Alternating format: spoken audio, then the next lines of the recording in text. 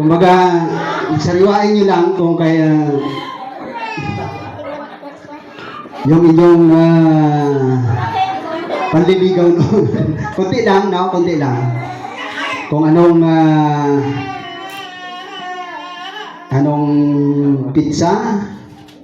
Natandaan nyo ba yung pizza ng nung kayo ay sinagot? Sayang. Ako na lang Ha? po. Ako na pang master. Alam ko, walang master. Kung kailan kayo sinagot at kung kailan kayo kinasal. Ay, kasi kailangan alaala nito ko na. At Walang malapad ay. isa rin pirang sariwa lang. At kung kailan kayo huling nagsabing I love you sa inyong asawa. Bawat isa ba sa inyo ay nagsasabi ng ang lalaki ng I love you? Ha?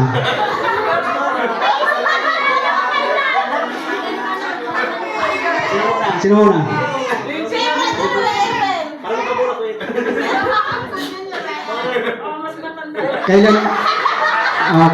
Kailan ka sinagot ni Akay?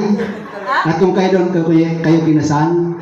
At kailan din kayo, kailan ka rin nagsabi ng I love you sa kanya?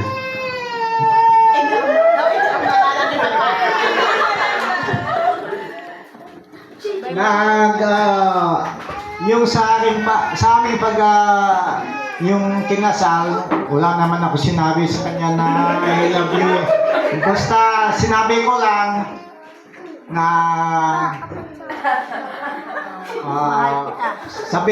gusto mo sabihin ko sa imong magulang, sabi I love si mo.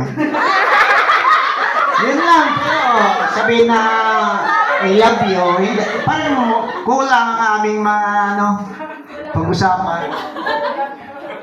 Pero yung sa kasal, tanda ko, January 10. Mga dalawang linggo lang aming usapan, nagpakasal na kagad kami. Dahil siguro, yung una na pagkita namin, may tama na siguro. Yun lang aking natanda. Kailan ka huling nagsabi ng I love you kay Akay? Kay na, nagsabi baga akong I love you. Pero hindi ko natandaan. Tagal na.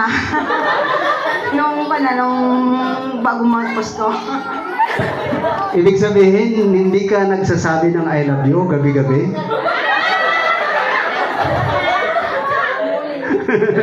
Sino ba?